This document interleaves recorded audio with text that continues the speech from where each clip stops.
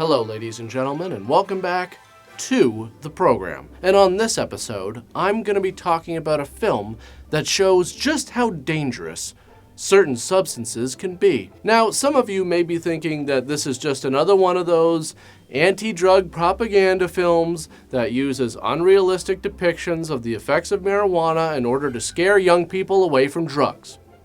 Well, that sounds like something a pusher would say. Maybe the police should pay you a visit.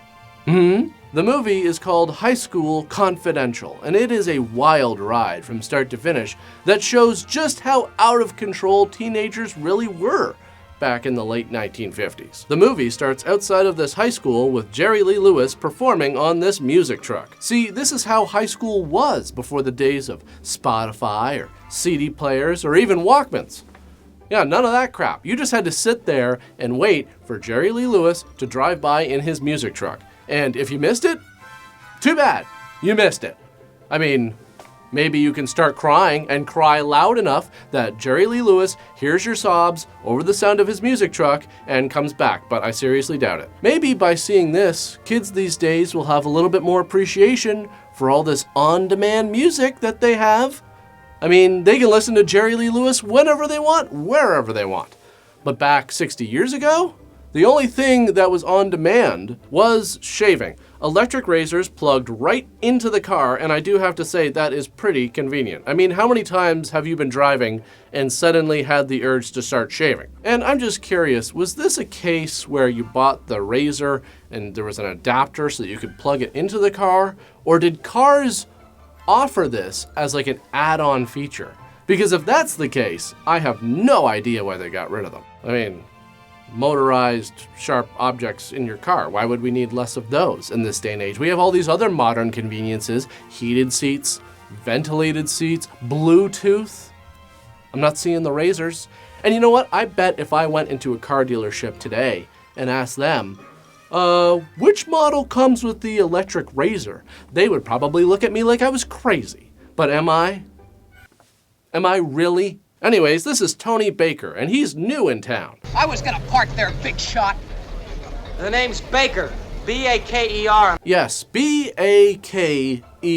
Don't get it confused with all the other ways to spell Baker, which you might think is kind of funny, but seriously, in this day and age, there's people probably out there like, oh, actually it's spelled B-A-Y-Q-U-R.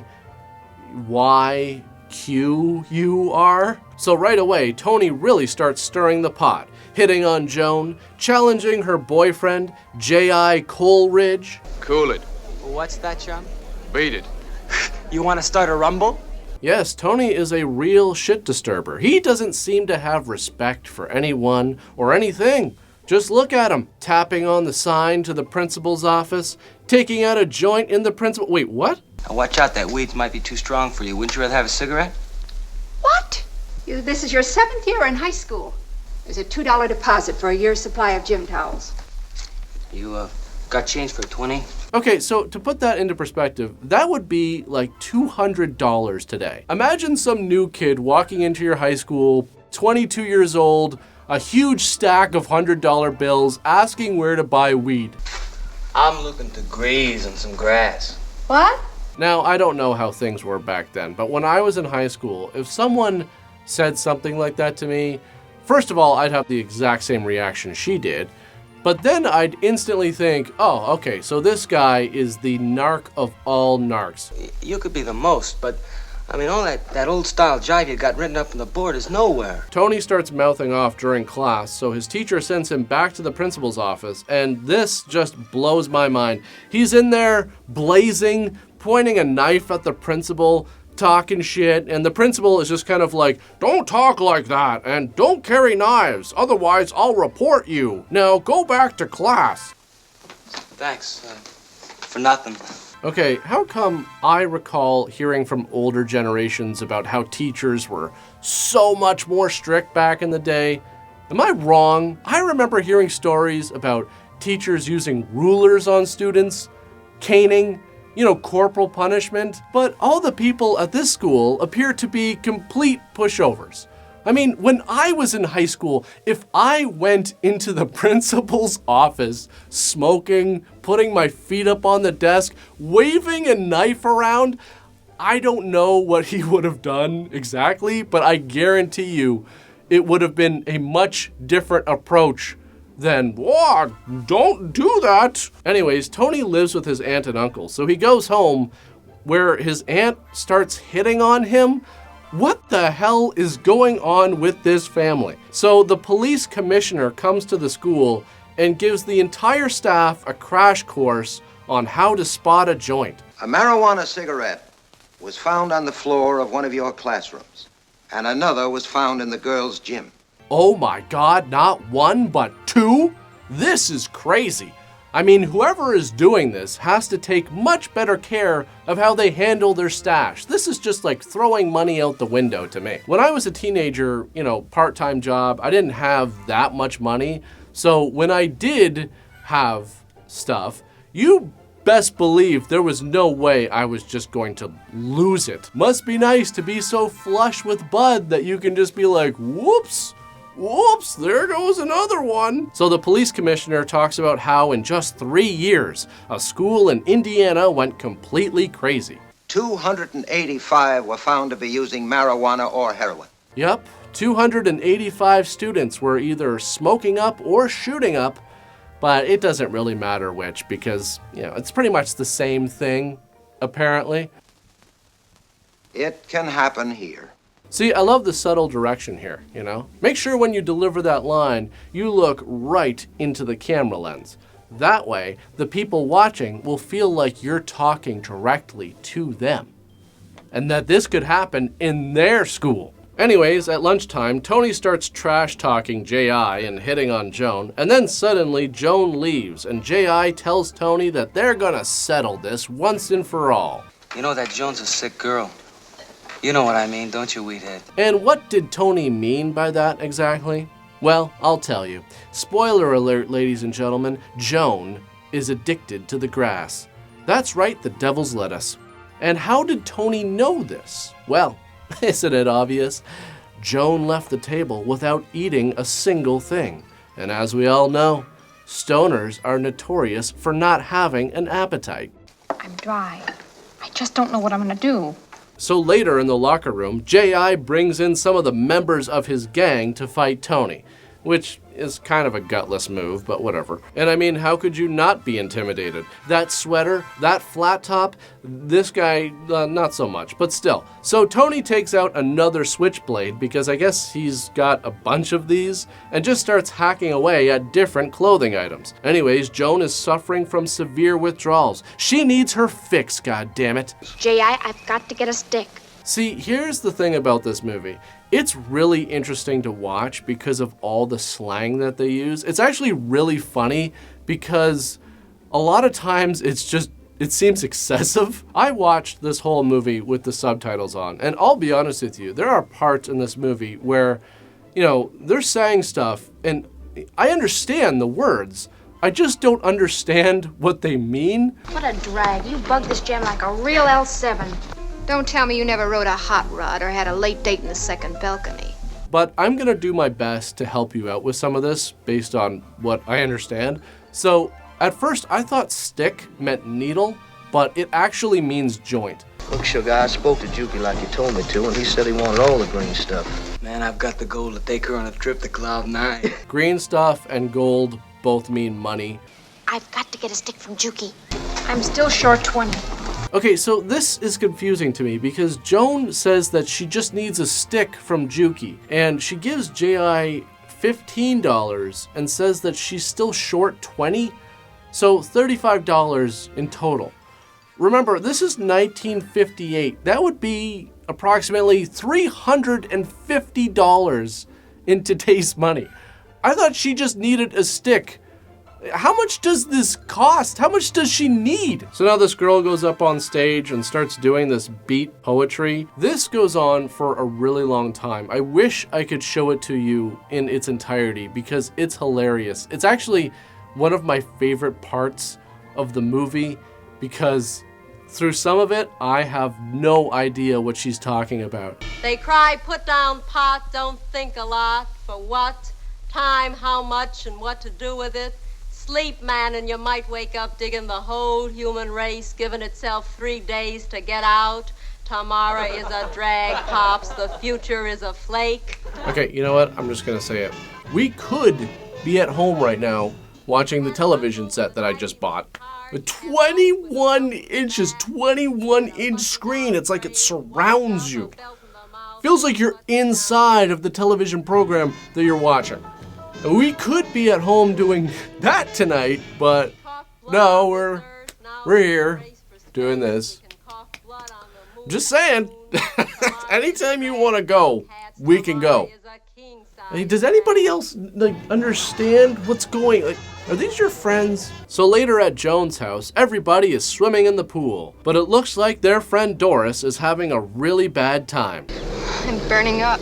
She just had the shivers a few minutes ago. So then her friends start trying to get her to go in the pool, but she's like, actually, I'm really not feeling that well. And this guy's like, fine, forget you. Yeah, who the hell does she think she is, running a fever and not wanting to go in the pool? Everybody knows if you're feeling sick, the best thing for you is to let your friends throw you into the pool. You know what, fine. Fine, you know what, screw you, Doris. So f***ing selfish. So Joan and Tony go inside to make Doris a malt, and that's when we learn just how serious Joan's addiction really is. Some layout you've got here. Someday I'm gonna hawk the whole place to pay off my debts, just to get myself some reefers. See? See? You still think it's just a harmless plant? Look at her. Look at her. Isn't she the perfect portrait of somebody so hopelessly addicted that she's about to take her parents' house to the pawn shop in order to pay for her habit? Tony asks Joan to introduce him to her dealer, a kid by the name of Jukey Judlow, who is currently throwing Doris into the pool against her will. But what is going on with Doris? Is she sick? Oh, she's sick all right, but not with the common cold or the flu. No, the reason Doris feels like she's burning up is because she is riding the H train straight to hell. Just look at those track marks. Well, don't look so surprised. Look, do you want me to spell it out for you? If you flake around with the weeds, you're going to end up using the hard stuff. Yep, it's a story I've heard a million times. And it can happen like that. If you don't believe me, I will show you just how quickly you can go from smoke to smack. Okay, so all you have to do is you take this line here, take it out of there, and you add it here, and then you just reverse these two and put this K here.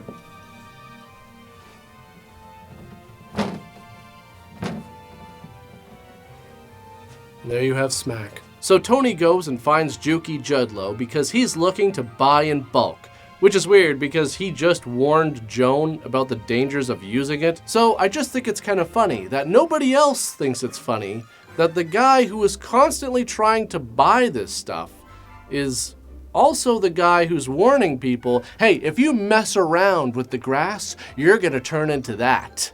No question about it. Wait, so do you got any? Anyways, Jukey tells him that he doesn't deal in bulk, just a stick or two. So Tony buys 2 sticks, which Jukey keeps in a magnetic can attached to the underside of his car. Buck a stick. Okay, whoa, wait, a buck a stick? So then why did Joan need $35?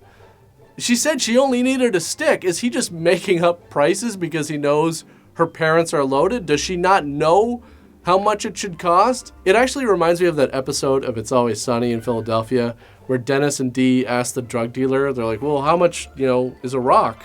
And the drug dealer is just like, $200? And they're like, yeah, that sounds fair. I mean, now it makes complete sense why she's going broke. It makes me wonder how much Doris is spending. She's on the hard stuff. So Tony and Joan go out to the race. That's right, there's all these gangs in the school who I guess race late at night, and Tony wants to take J.I.'s spot as the president of the gang, which is called the Wheelers and Dealers.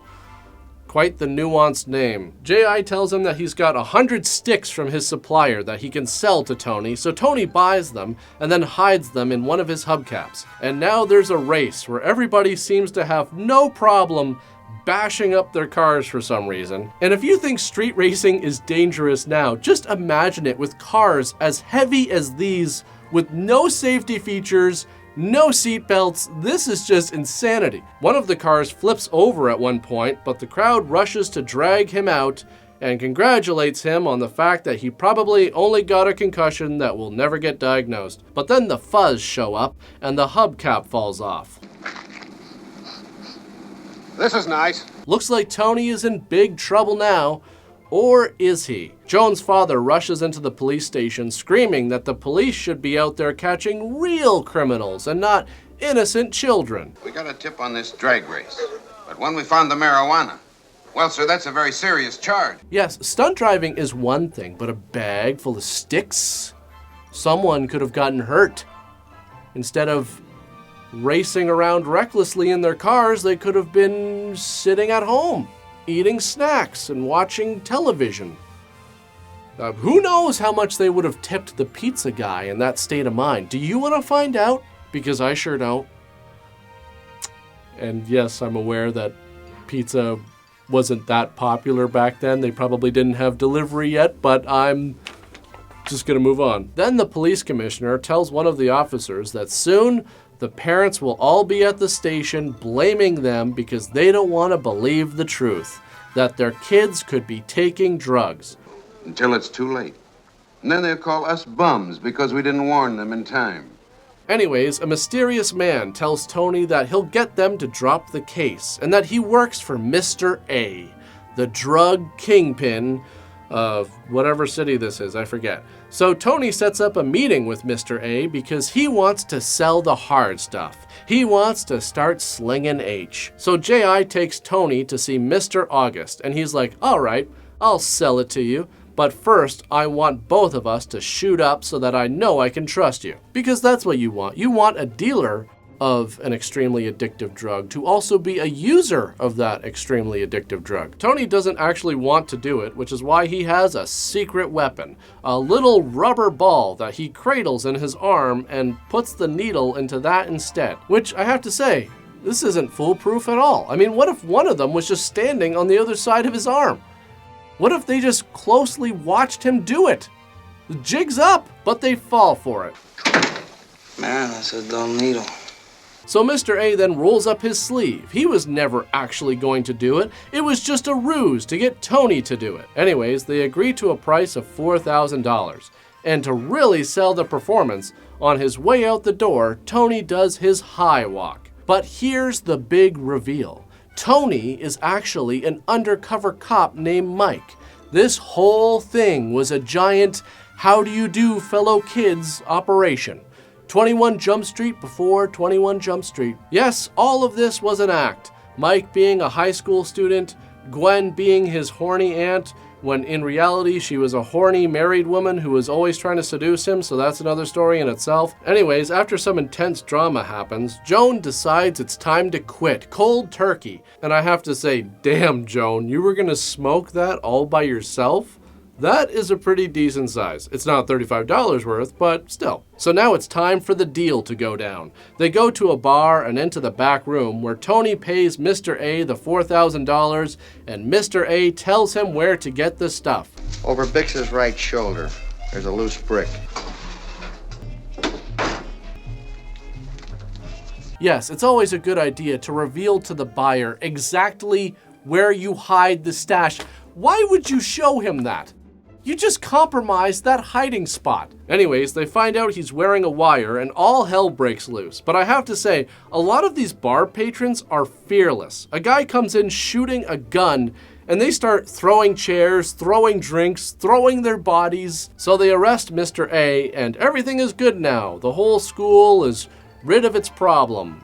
I don't remember what happened to Doris. The last time we saw her at Mr. A's, She did not look good, so I don't know. Maybe she died. Now, going through the cast, I recognized some of these names, and I just found some of this kind of interesting. Tony is played by Russ Tamblyn, and he's been in a bunch of stuff. Some of you may recognize him from West Side Story, but for any David Lynch fans out there, he actually played Dr. Jacoby in Twin Peaks. There's a character in this movie, it's a small role, but the character's name is Steve Bentley.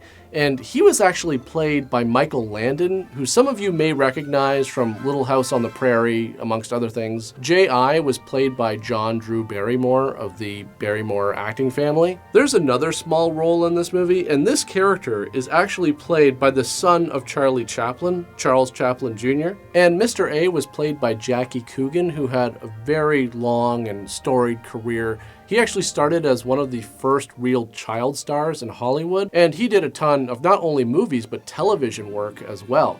For me personally, I mostly recognize him as Uncle Fester from The Addams Family. And again, the funny thing about this movie is that even though I would say it's a bad movie, it's also hilariously watchable because of how funny the dialogue is. And on that note, that's pretty much it for this one. As usual, thanks for watching, and I'll see you all next time.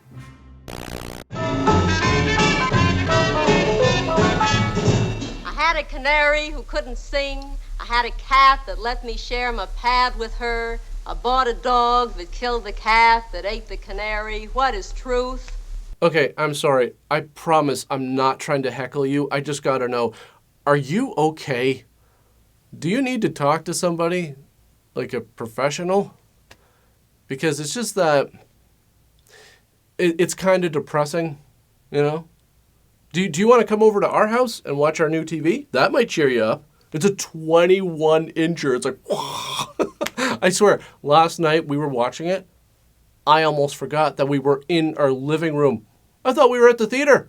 You're going to come over and you're going to be like, well, where do I get the tickets? Where do I buy popcorn?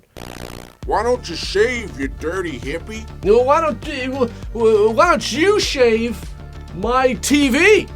Yeah. Yeah, that's what I thought. You can't, because it's so big. You can't shave it, because it's 21 inches. Throwing Doris into the pool against her will. You're going in, Doris. We told you it was going to happen eventually. We don't care how sick you're feeling. We want to have fun, and we want to throw somebody in the water. So get ready, because you're getting some chlorine up your nose. Seriously though, back then, I'm pretty sure guys just grew facial hair a lot quicker, you know? Like, forget a 5 o'clock shadow. I'm pretty sure guys in the 50s just had to keep on top of it every 45 minutes or so.